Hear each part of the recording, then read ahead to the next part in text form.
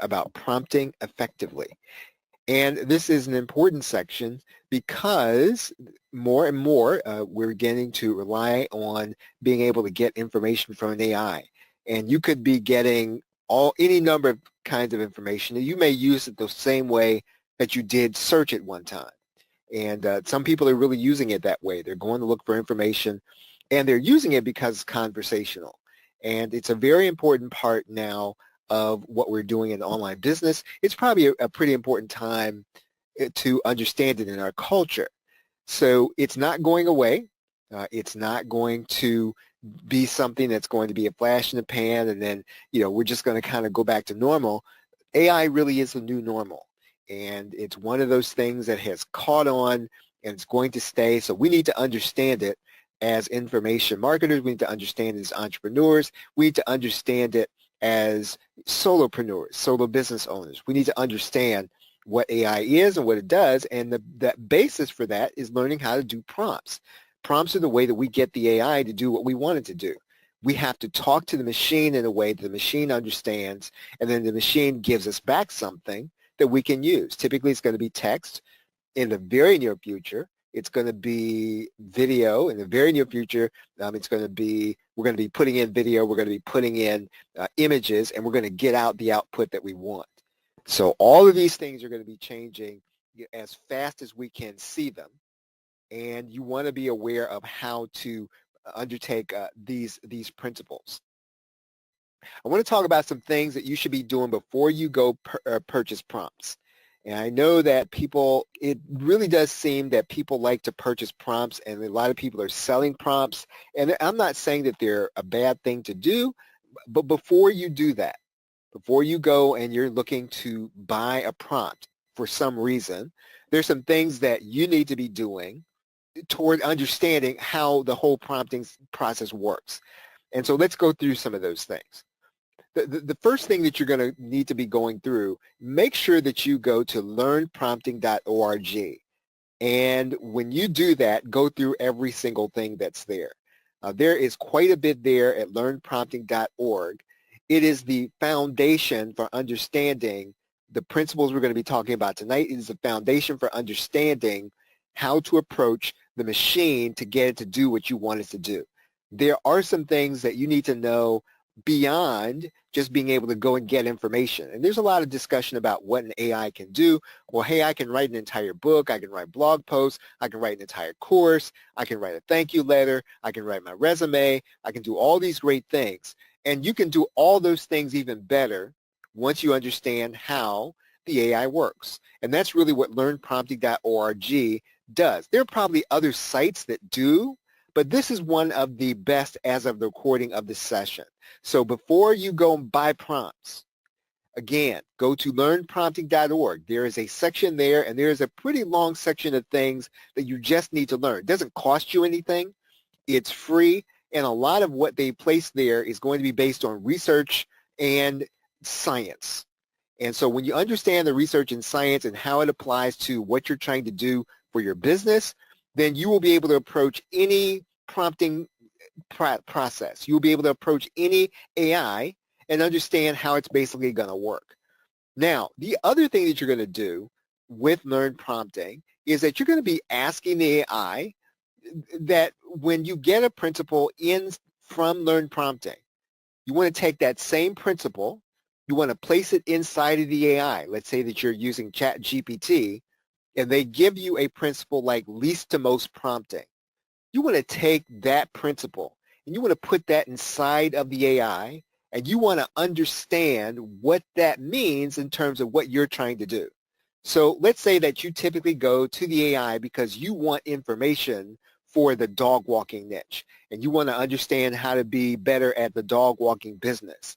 Well, what you're going to do when you go to Learn Prompting is you're going to understand the principles in Learn Prompting.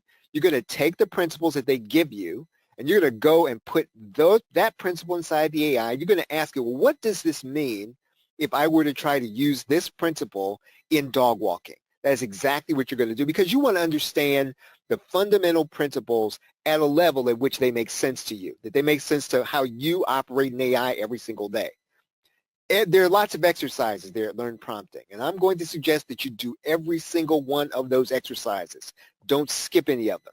And if you get to a point and you don't understand what they're trying to tell you, once again, you take the principle, you put it inside of the AI. If you're using ChatGPT, if you're using Bing AI, if you're using Google Bard, take the principle, put it inside the AI, and ask the AI to explain that principle to you in terms of what it is that you were trying to do, getting output from the AI. Now, when you go through this entire process with Learn Prompting, you're only going to have to do this once.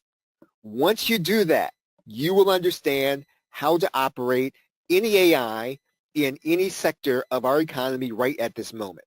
Now, that doesn't mean that there won't be something that's coming in the future that may even be simpler, that may become more complicated, but as of right now, as of the recording of this session, everything you need to learn, I'm not saying everything you need to know is going to be there, but everything you need to learn in terms of principles is there. And once you understand those principles, you only have to do that one time. Now, in addition to that, one of the other things you're going to see there when you're going through the principles at Learn Prompting, you're going to see a lot of research. I'm going to suggest that you do take your time to go through some of the research reports. Now, you might look at them and you might say, I don't want to read research reports. I'm not a professor. I'm not an academic. None of these things make sense to me. And that would make sense if you said that. One thing that you can do in order to overcome this, and you can do this in just about any principle that you're going to be doing inside of Learn Prompting, you want to go and get a chat PDF account. There are a number of them. And if you go to your favorite search engine and you type in chat PDF, basically you're going to find a site, typically they're in beta, where you can upload a PDF. You can ask questions to the AI about the PDF you uploaded. So basically, when you upload a PDF to any of the chat PDF accounts, you are then going to be able to get an understanding at your level at whatever it is that PDF says. So this is what you want to do with the scientific research. You don't have to be a scientist. You don't even have to be a scientist to understand what they say. It used to be that if you wanted to understand what these research reports said, you kind of had to be able to read the abstract. If you read the abstract, you can understand what they said, and you might be able to discern what it actually means to you and your business. These abstracts can be complicated. So what you can do now is you can find a chat PDF account. You can upload any PDF, not just scientific reports. You can upload any PDF where the information is going to be dense, where the information is going to be difficult. It's going to be hard to understand. And you might feel like, well, I'm not necessarily at that level where I can understand this topic on this PDF in my language. You can upload to chat PDF and you can ask questions of that PDF so that you understand it in a language you understand. I'm suggesting that you do that with as many of the research reports as you can in Learn Prompting. And again, all you're really doing is you are building a foundation of understanding how large language models work, how the AI actually works. Once you do this, again, you only have to do this one time. And you don't have to spend, an entire weekend just going to do it all in one day. That's not what I mean. I'm saying that if you start now, just start going through the exercises, you start looking at the research reports, what's going to happen depending on how you learn, and just about everybody's got a different learning style, understand that. These things are going to start to seep in when you start to go to the AI. You're going to start to become part of the way that you approach the AI because you will understand how it works. You'll understand you're not talking to a human being. You're not talking to a person when you're typing into an AI. You're talking to a machine. A machine has rules. A machine has understandings. A machine has things that if you operate the machine correctly, it'll give you back the information that you want. And that's really what we're trying to do when we're trying to do prompting effectively. What we can do is we can ask an AI like Bing, ChatGPT, or Google Bard for prompting suggestions. This is very important. Now, again, we should be doing this before you go buying a prompting. And it's so simple.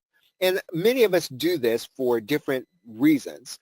But if you don't understand how to prompt, and let's say that you go through this entire live session tonight, and you're no closer to understanding prompting than you were before you started it, here's one thing you can do.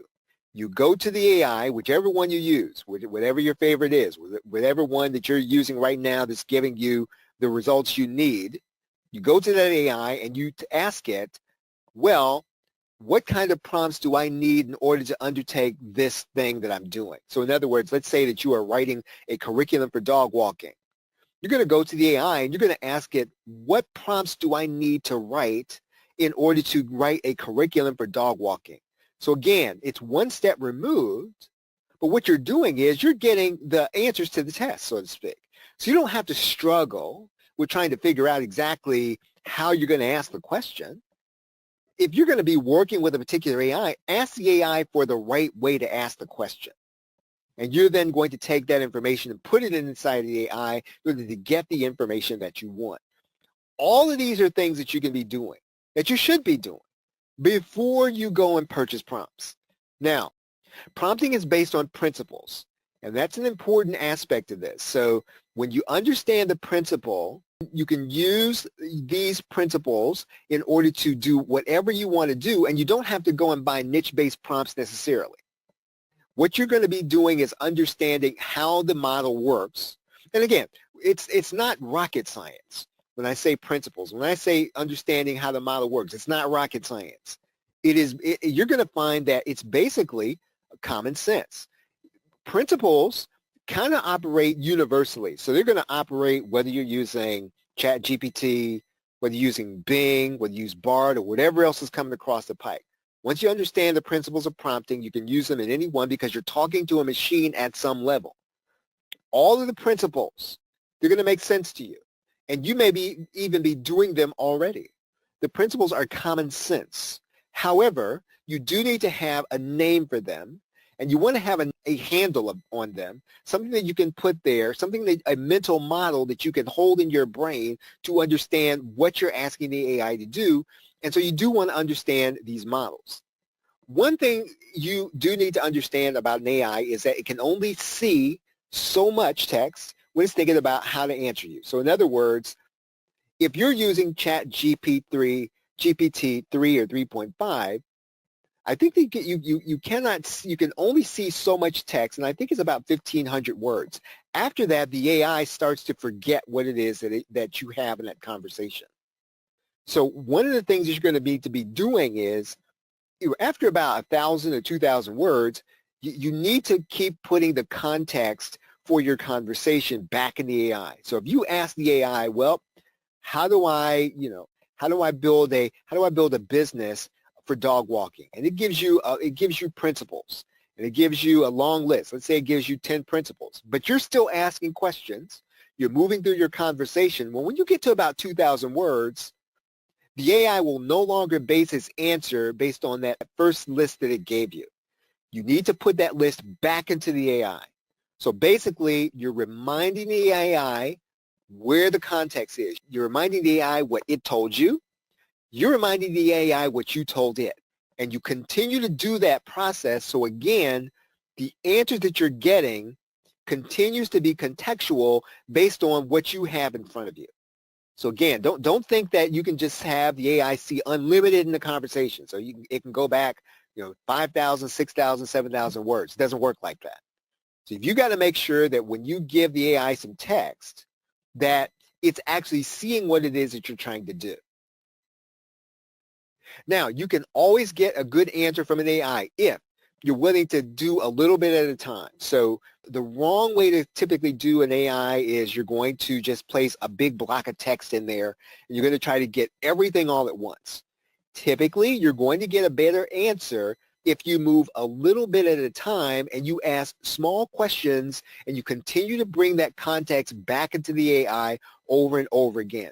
So basically, when you go to an AI, you're trying to get an answer, what you want to look at a conversation at a series of questions. You want to continually ask the right questions until you get to your goal. So don't start out trying to get the entire pie. So in other words, you want a curriculum on how to be a dog walker. Well, you don't go in and say, give me a curriculum on how to be a dog walker. You walk the AI through the process. You ask all of the questions that would lead to that goal. because as you get the information, that information that you get as you go along the way is going to be of a higher caliber than if you just went and you just asked one question, you tried to get that information, you take all the information that you get from the one query. Your goal is to ask multiple questions over time. You continuously remind the AI about the broader context, as I said. So everything it tells you that's important, you want to bring that back to the context. You bring that back to the conversation. And yes, you put it back in the chat bot. You put it back in and you say, here's the answer that you gave 5 minutes ago. Again, it only has the ability to see only so far back into the conversation. One thing that you need to understand now is that the AI is even changing as we are speaking right now. It now has the ability to browse the web. Bing browses the web now, which it probably has since pretty much the very beginning. Bard now can browse the web. It browses Google search. Now, pretty soon it's going to be incorporated into Google search as a recording of this. And now ChatGPT now has a plugin for Wolfram. So ChatGPT, as a recording of this session, can also browse the web. And if you go to ChatGPT, if you've got ChatGPT Plus, and you go to your plugins or your settings section, you're going to see some beta features. You're going to turn on those beta features, and then you're going to get the Wolfram plugin so that your ChatGPT account can browse the web. Now, as a recording of this, it's only going to be part of the ChatGPT Plus accounts. So if you don't have a ChatGPT Plus account, this is not something you're going to be able to see. You're not going to see this right away. Even if they do eventually bring it out to everybody, what you're going to be doing, though, if you do have a ChatGPT Plus account, you can then go to your ChatGPT account. You can then place in this plugin for Wolfram and begin to surf the web with your account. One thing that you can do to improve your level of prompting is you ask the AI to critique what you prompt. You ask the AI to critique what it gave you. Very important to understand how to do, and that you do it on a regular basis. Now, again, remember I said that most of what we're talking about is not going to be Earth's rocket science. It's all common sense. One of the ways in which you make your information more reliable is you take that information that you get in terms of output, you put it back in the chatbot, and you want the chatbot to then critique it. You don't assume that what you got is ready to use. So if whatever you get from the chatbot, whatever you get from Bing, whatever you get from Google, it's not necessarily ready. What you want to look at that is pretty much going to be raw material. And so you want to repost that same content that you got, you post it back into the AI, and you want to ask the AI to, hey, what makes this bad? How can I improve what it is that this information says? You can say to the AI that it's information that you got from it. You don't have to say it. It doesn't really matter. What you're going to do is you're going to get a critique of the information that you got from the AI. Every time that you do this, every time that you put that information back into the AI and you ask for improvement and you allow the AI to improve it, it's going to make a better output for you. And it does take work to do this. The easiest thing to do, of course, is just going to be to ask for some output and to get all the output and to put it to work. However, if you want higher quality, all you've got to do is be religious about taking the output that you get, putting it back into the chatbot, asking how it can be improved, or what makes this a poor example of what I'm talking about. It will then give you the answer that you were asking for. You can then ask the AI, will this information answer this question? So again, all you're trying to do is you're trying to get the AI to give you more accurate information, not necessarily more, right? So we don't want it to pile on information. That's not what we're looking for. We're looking for accurate information, and if we get information, we want to make the information that we got even more accurate if we can do it. Once you understand how to do this critique, and you understand how to critique the output, here's something else you need to critique. You also critique the prompts. So let's say that you went to the AI and it gave you 10 prompts in order to accomplish a specific goal. What you're going to do is you can take those same prompts and put them back into the AI. And you ask the AI, once again, can it improve on these prompts? So again, this is not earth-shattering. It's not rocket science. This is what we're doing. We are attempting to make sure that we're getting accurate information. We should always be looking to refine our outputs. So anything that you get from the chatbot, you can make it better by putting it back in the chatbot. That's a principle. So you're not going to have, now, of course, you can't do this endlessly, right? You only have so much, a finite amount of time. However, the more that you can do it, the better the output's going to be. The more that you can put those prompts in there, the better prompts you're going to get. And so one of the things you're going to find is that if you do this kind of work on the front side of getting the information, this will help you to reduce hallucinations from the chatbot. So in other words, a chatbot will just go and make up an answer sometimes, but you can reduce your chances of that happening by making sure that you're critiquing the output, making sure that you're critiquing the right prompts. I do want to talk about minimizing hallucinations. The information that you're getting from a chatbot, you need to make sure that you know that information. And if you know what's coming out from the chat, even if you know the broad subject, you want to be in that area. You don't want to get information from a chatbot that you don't know anything about, because you can't spot the mistakes. You can't tell at a glance what's going to be wrong with something that it's saying. And chatbots are not yet perfect at citations. So, I mean, you're going to have to run around that. It will hallucinate citations, so you can't really trust the citation that it gives you. I mean, you can ask for specifics, right? You can ask for niche-based tools, and all of these things are going to help you when you're going to be doing this. In terms of citation, there's a formal tool called Elicit, right? Elicit.org, and then scitespace.com. Again, these are for formal research. They will help you when you are writing something formal and you need the AI to be accurate. Now, this is important, and again, it goes back to understanding the information or understanding the broad field where you're trying to get information. So if you're trying to get information in fields you know nothing about, you can't do what we just said here. You need to verify if it's something that looks too good to be true, a fact, a survey, a study, statistics. It just looks too good to be true. It looks like it fits what you're trying to do. It fit your parameters exactly the way you want it to. You've got to be willing to challenge that. You've got to be willing to say, you know what, that might not be true, even though it came from an AI, even though it came from the machine, even though you assume that it knows more than you do. If you know your area and you see something and it doesn't look right, you've got to try to verify it. Because again, an AI will make things up. It will make things up, and it will make things up to sound as if it is exactly what it was that you were looking at. What you and I have to do is we got to slow the process down. We got to slow the process of getting the output. We got to slow it down to a crawl. And one of the things that you can write into a chatbot is when you do your query, is you can say, or you could write in, let's get this, or let's go step by step. All that does is slow down the chatbot. So it's not trying to give you a lot of information and try to answer it all in one shot. You slow the chatbot down when you say, let's go step by step. And what you're doing then is you are minimizing the chances that you're going to get hallucinations. So all of these things are important. They're principle-based. They're common sense. None of this is earth-shattering, but you do have to do them when you have the opportunity. I do want to talk about bias, and bias does exist with the chatbot. There's no two ways about it. When you're giving instructions, everything that you do is going to affect the answer.